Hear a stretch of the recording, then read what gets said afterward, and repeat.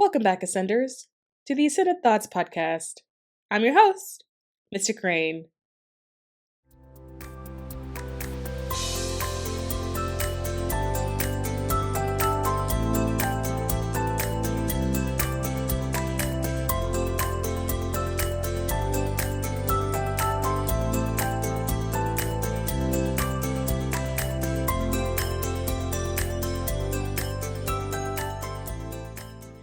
So I was speaking with my coworkers, and this really awesome concept came up that I want to talk to you guys about because I feel like so many of us experience this, but for whatever reason, the way we see it in adulthood shifts from how we see it in childhood, right? And so, what I'm talking about is my macaroni plate theory, right? So I feel like a lot of us can resonate with having various moments of childhood trauma. And what I was talking about with my colleagues was that childhood trauma isn't something that is always obvious and in your face.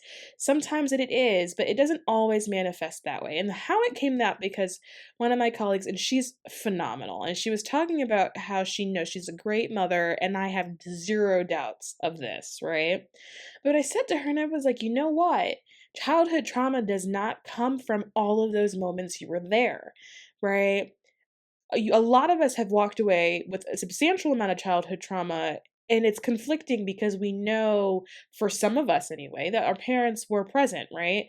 They may have not been present in the way that we would have preferred them to be present, but they were present in the way that they knew how to be at that time. And what I was explaining was that childhood trauma doesn't always develop from obvious or like points of abuse. Sometimes childhood trauma develops out of macaroni plates. And my colleagues were like, "What? Like, what are you talking about?" And I was like, "Have you ever, as a kid at school, made a macaroni plate, right? During arts and crafts, and you thought that you made something beautiful, and you rush home and you're like, look at this piece of art that I've just created, this macaroni plate." And then, for some of us, right, our parent or our guardian was like, "Oh my God, that was really beautiful. Oh my God, that's amazing. Good job." Some of us, the reaction was, "Oh, okay." Some of us was, "I don't really have time for that right now," right? But there's a decent amount of us that have a very vivid memory as a child of going to the trash to throw something out and then looking in the trash and seeing our macaroni plate. And it sounds at that time when it's happening when you're a kid and you're dealing with the adult that it's something so minuscule, right? As the adult, from the adult perspective, really it is, well, what do I do with the macaroni plate? It's not necessarily that you don't appreciate the effort. It's, I have no logical or realistic use for a macaroni plate. I can't eat anything on it, right? It's already occupied with macaroni. I can't eat the macaroni because the macaroni is glued to the plate. It's kind of ugly, right? So I don't really want to hang it on a wall or anything like that. But none of the thoughts are that, like, oh my God, this person gave me a macaroni plate. It's the same thing of like when a little kid makes you a picture and there's all these stick figures and the house is one square and a triangle. And they're like, "I made a picture of you," right? And you're looking at it and you're like, "That's great, but I'm not purple." And even though you really appreciate the effort, what are you going to do with it? What do you do with this stick figure, this picture? Where does it go? And so what I was explaining was, our childhood trauma comes from many macaroni plate moments. Because as a kid, when you're thinking of like your paternal figure, that person is supposed to be there for you. There is no thinking as a child that like this person is really overworked, really tired, really stressed out at work, and that energy that they put into you is sometimes their last ounce of energy that they have, that they don't even have any energy left over for themselves. That's not a thing that we think about, right? The only thing that we notice as a child are those little moments where we wanted to feel appreciated, where we were expressing excitement and we wanted it to be validated, where we wanted it to be acknowledged. And then for whatever reason, the reaction that we receive is not the reaction that we think we're going to get. And it doesn't necessarily mean that it has to be a negative reaction, right?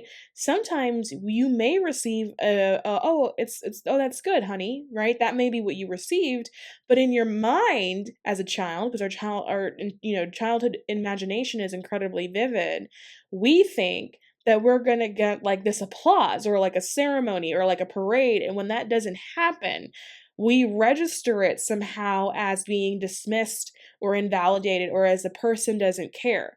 And childhood trauma is formed a lot of the times through these little minor moments of macaroni plates. Now, before I continue, I do want to say that a lot of us also have really defining moments in our childhood trauma, right?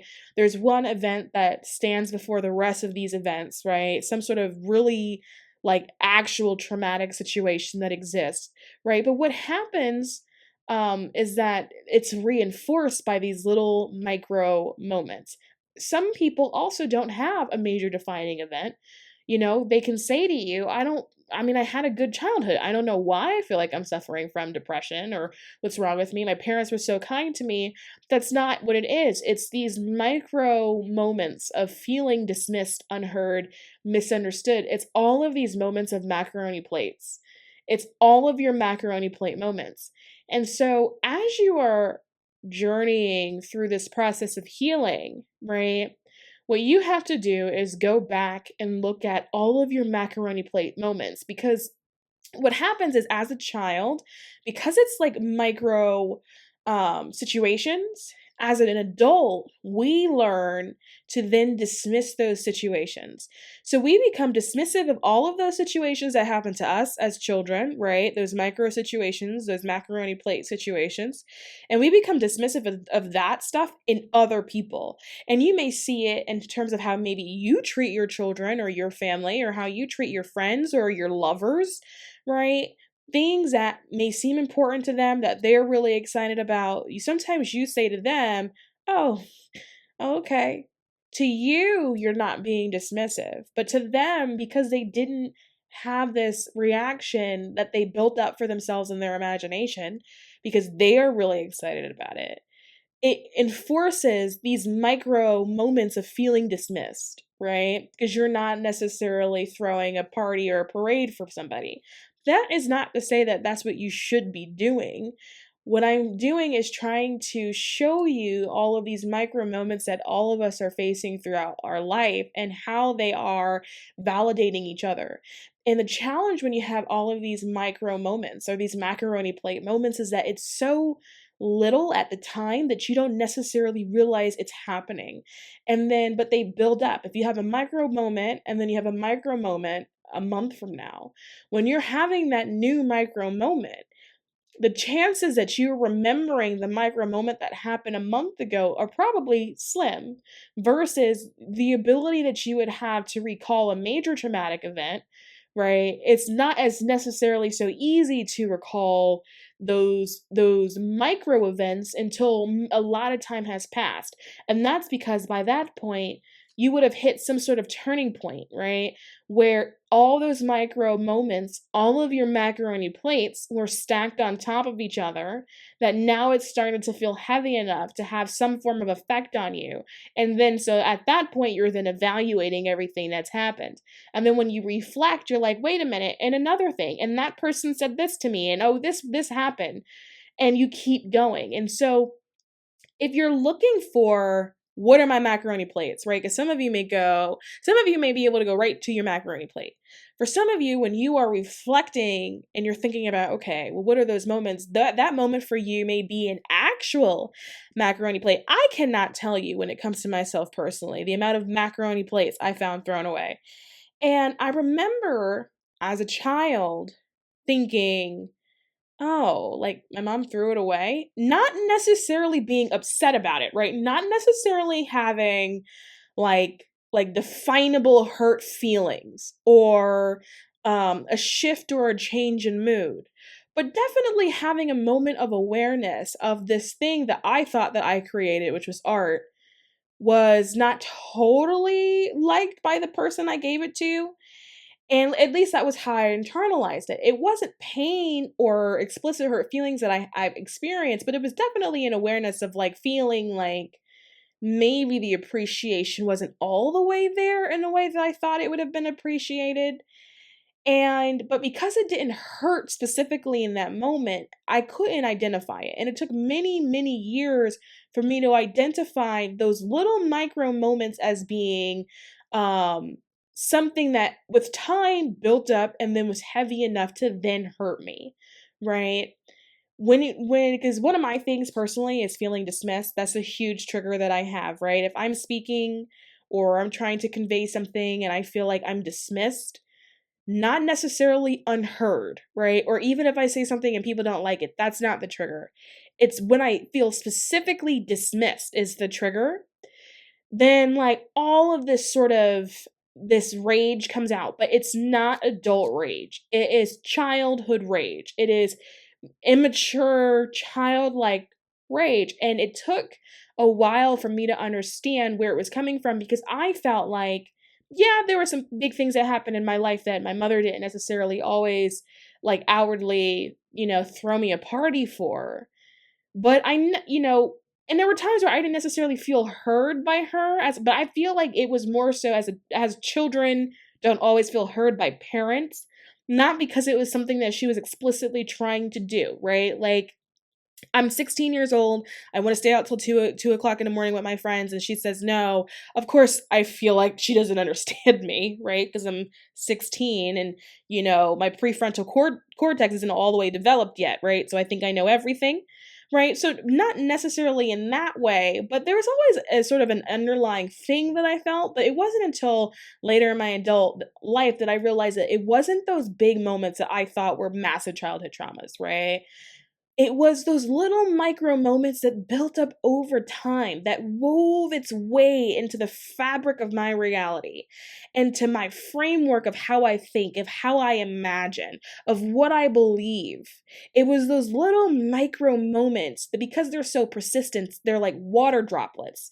At the time, if you are standing under a tree, or if you're standing in a cave, I don't know why you would be in a cave. So let me go back to the tree. If you're standing under a tree, right, and maybe it rained, and you're standing there, and there's like one drop of water that's dripping on you, right?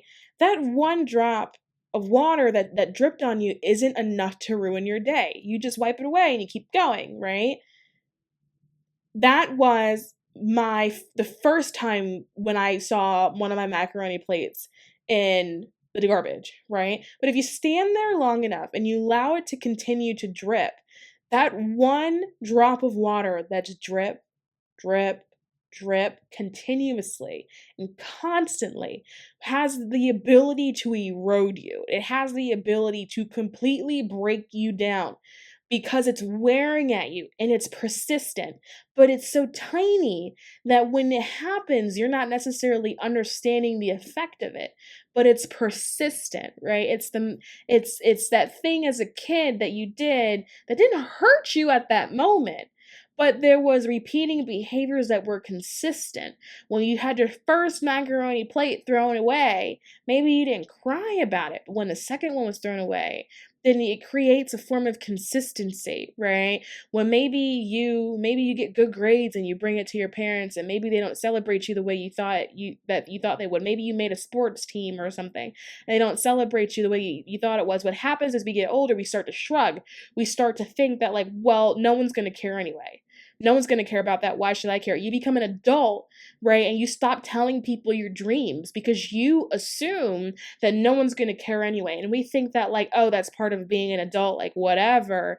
We mistake it as a form of maturity, not understanding that it really is a form of trauma by like there's a form in like torture. I don't really want to go too far on that, but I do think there's like don't they do that when they're like torturing people, like the like dripping water on you or something like that? Something that's so aggravating, but so tiny, and when it's happening individually that you don't actually notice it, right? But then you get enough drips and it completely erodes you, and that's what it is. So when you are looking at things that you want to heal, go back to your macaroni plate moments, even as adults, right? You see this come out in different areas of your life, like let's say in the workplace. Maybe you have a colleague or even a boss who you feel like are picking at you. When you look at the things that they say and you pluck them one by one thing may not necessarily be a picking, right? Have you ever like been in a situation where someone said something to you? This can be a boss, this can be a friend, this can be a family member, and you felt that they picked at you, right? And so you go to somebody else and you go, yeah, so and so just said whatever they said to me. Isn't that crazy? And then the person goes to you, well, I don't think it's that bad, right? So the two things just happen, right? Not only do you feel dismissed and invalidated, you low-key feel gaslit, right? But then sometimes what happens is that you convince yourself that you're overreacting because maybe they convinced you that you're overreacting. And then you go back and you interact with that person again, and then they say something else that you feel like is a low-key pick. But on its surface, when you take the sentence out of what they were saying, other people may look at it and go, I don't think that this is a bad thing. I just don't think that this is bad, right? But you feel it. You feel that there's tension there. But for whatever reason, you can't quite put your finger on it. You can't necessarily point it out. You're concerned that if you tell somebody about it, they may look at you like you're overreacting, so you keep it to yourself, right? What's happening is it's like torture by slow drippage. I feel like there's a word for this, but I'm not really sure. It's just constant and it's little and it's continuous and it eats at you. It's all of these micro moments that are eating at you. But when you reach a point where you are in these situations, for all of you that are in these situations where you feel like people are like picking at you, right? In order for you to solve those moments, in order for you to get the strength that you need, the courage that you need to put your foot down and say, hey, I'm not dealing with this kind of behavior from you, you have to go back and resolve all those macaroni plate moments in your childhood trauma, right? I always say the same thing. When you are healing, you have to address your childhood trauma. That is what the healing is. But a lot of times when we are addressing our childhood trauma, and, we go back to that defining moment, and there's nothing wrong with that, right? Because we all have a defining moment. And I oftentimes will say to you, what's that defining moment that happened when you were around 7, 8 years old? Because that's usually when you have that first, like, proper memory of trauma. Go back and start working from there. But as you're working through your trauma, because your healing is never complete, right? You will start to notice that there are other aspects of you that start to pop in and out. And you're like, oh my God, I have to heal that. Oh my God, I had that too. I didn't notice it. But you're like, well, what other things am I supposed to address? If you ever feel like you're stuck, right? Or you are come to the the end of your healing journey, because I talk a lot of you, and you guys, I'll say you need to go heal, and then a lot of you will go, but I did that, right? And I'm like, that's not how it works. Like, healing is never complete. You always have to. If you feel like you've resolved a large trauma point and you're like, well, I get it now, but I don't know what else to do, start going back and looking for your micro moments, all of your macaroni plate moments, all of those tiny moments that did at the time didn't feel like a big deal, right?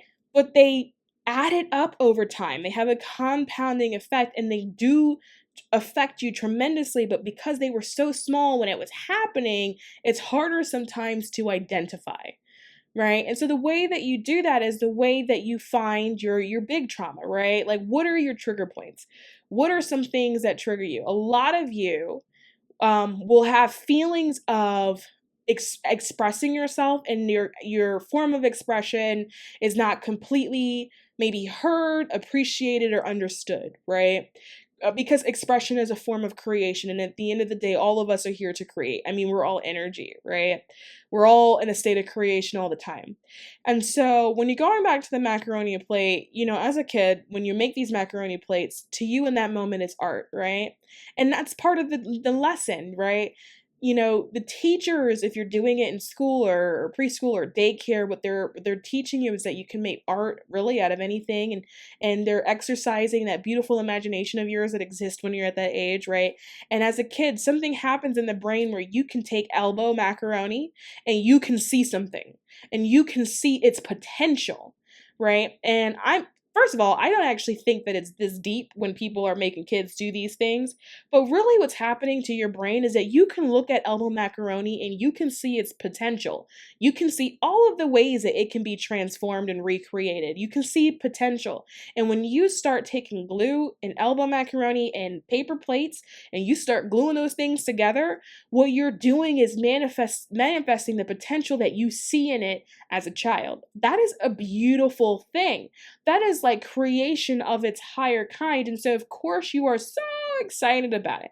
And when you run to show somebody it and they give you a lackluster response, we don't notice it at the time, but there is a sort of crash that's happening.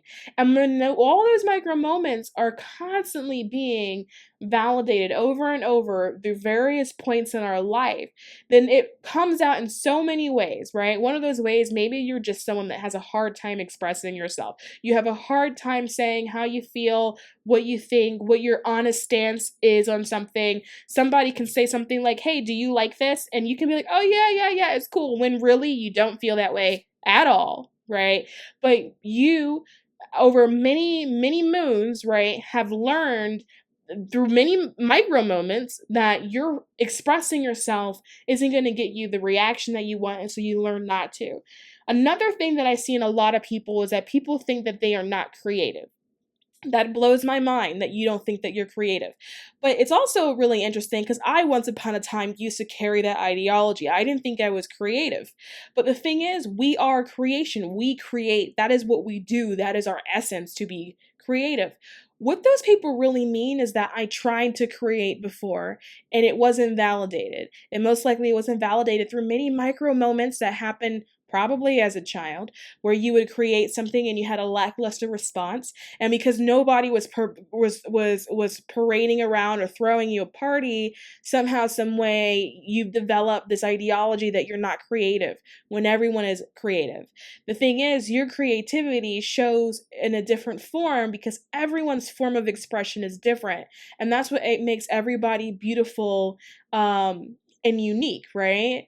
In addition to that, people also struggle with showing emotion. So there's one thing with like struggling to express yourself. And when I say that, what I'm really talking about is words, talking, actually saying that you do or don't like something, right? But then there's the emotional side of that, where people are hurt, or maybe they're really excited about something, but they don't show it. They don't show any form of excitement, right? I have an example for this. My mother was like that. My mother didn't show any form of excitement ever. And so as a child, through a lot of different moments that happened, my micro moments, I interpreted that as her not being excited for me when good things would happen, which I understand now logically that that just wasn't the case. She just didn't express herself in that way. And after she had passed away and getting to know more of her story, because for some reason that happens when people pass away, you start to learn more about them than you ever knew when they were alive. But what I realized is when she was growing up, she had a lot of micro moments, a lot of macaroni plate moments where she would express excitement for things, and she never got back the response that she was hoping to get. And so as an adult, she learned not to respond. And so with me, when I would be really excited, because she had learned not to respond, she didn't necessarily respond to me, but it didn't necessarily mean that she wasn't feeling excitement, right? But when all of those micro moments are happening to you, and you start to shut down all those parts of your creativity because people didn't acknowledge your macaroni plate, it starts to show in other aspects of your life.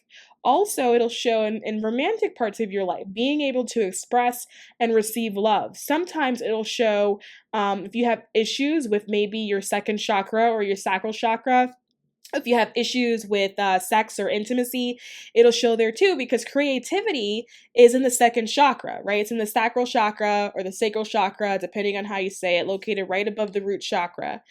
And that's over our creativity. It's over our passion, right? And so when you're a kid and you have all that imagination and that passion and that creativity, and you can see the potential that's in macaroni, and you can put that together and manifest the potential that you saw in your mind, and that is not validated, and it's not validated repeatedly over time, that is messing with their energy centers in our sacral chakra, and it begins to shut down, right? And you can see it a lot of times in kids. If you have kids around you, you can observe it there too. You can observe the kids. Let's say a kid, maybe they want to dance for you, if they want to sing for you, right? You can observe what happens when people applaud and they celebrate that. It makes that child more willing or wanting to do it again, right? Because you are appreciating that child's macaroni plate, versus maybe a kid that maybe is talented in dance, or maybe they play an instrument, but for whatever reason, no one around them is applauding them, right? It's like that's their macaroni plate, but no one is validating the macaroni plate. And so it seems so small at that time, but they compound on each other and they build on each other until one day you turn around and you're an adult and now you are afraid to openly express your creativity. How many of you ascenders are actively creative at home, but no one knows it? How many of you ascenders draw, or maybe you write, or you paint, or you can create things, or you make things? Maybe you're a really good cook. Maybe you can sing, but no one knows it. No one that's around you really knows it. How many of you know you can sing, but you're too afraid to sing for people and no one actually knows that you sing? And so you do so by yourself when you're home. How many of you know you can cook, right? But you're too afraid that people won't like your cooking. And so you don't cook for anybody but yourself, but you do so at home. But you think to yourself, man, this is so good if just somebody tasted it, right? How many of you low-key can dance, but you don't ever show anybody when you go to the club? How many of you are DIY experts? You can make anything, you can create anything, but no one ever sees you do it. You just do it for yourself. That's because you have macaroni plate moments. No one validated your macaroni plates. That's because one day you opened the garbage and you saw your macaroni plate in the garbage. And so because of that, you assumed, and rightfully so, not that you assumed that it was a bad thing, but rightfully so, because that was what was validated, right, at the time, that if you showed somebody your macaroni plate, that they wouldn't like it. And so for all of you closet cooks out there, you probably can cook a really banging pot or a pan of macaroni and cheese, but you wouldn't share it because you don't want anyone to know. Maybe you can sing, but you would never sing for somebody, because what if they don't like your macaroni plate? So I'm going to challenge you, ascenders, since we are all on this journey of healing, go back and start to think about what your micro moments were, all those micro moments of trauma that you experienced. What is a running theme in your life that tend to add up? What are all your macaroni plates? Go back and start literally thinking about that time you made a macaroni plate and found it in the trash. Go back to that moment, right? And if it wasn't a macaroni plate, maybe you made a picture. Maybe you drew a picture. It was a bunch of stick figures and you had a square and a triangle for the house. And maybe you found it balled up somewhere. Go back to that moment, find your macaroni plate moment, and really allow yourself to think about it. And think about the potential effects that maybe it's had on you in your life. I think that you'll find that really enlightening.